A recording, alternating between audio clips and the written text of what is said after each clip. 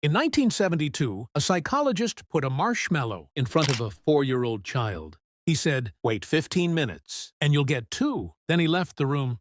Some children waited, some didn't. And for 45 years, that single moment defined how the world understood human success. The children who waited scored higher on SATs, earned more money, had better health outcomes, more stable relationships, lower rates of addiction. The conclusion seemed airtight. Self-control at age 4 predicted your entire life. Parenting books were rewritten. School programs were redesigned. TED Talks were given. Policies were built on it. A generation of parents raised their children around this single test.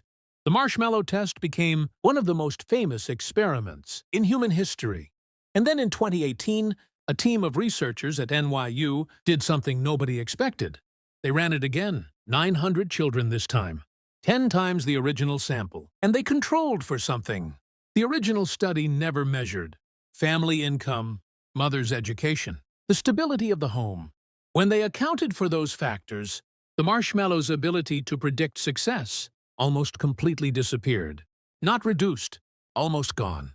The children who waited weren't more disciplined. They weren't born with stronger character. They came from stable homes. They had learned through years of lived experience that adults keep their promises, that if you wait, the reward actually comes, that the world is a reliable place, worth believing in. Now think about what this means. For the child who ate the marshmallow immediately.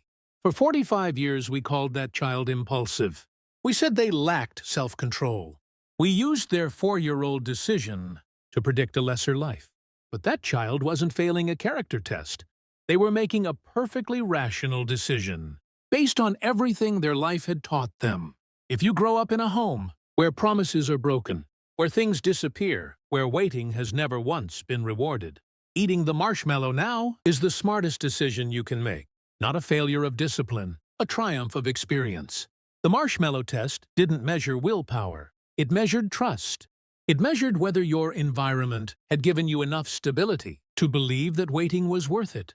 And here is the part that should make you genuinely angry. This research was used in real decisions.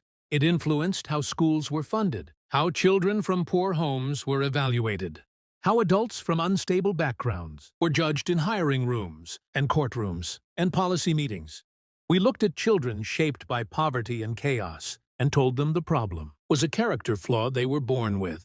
We turned an environmental circumstance into a moral verdict, and we called it science. Here is what the marshmallow test actually proved.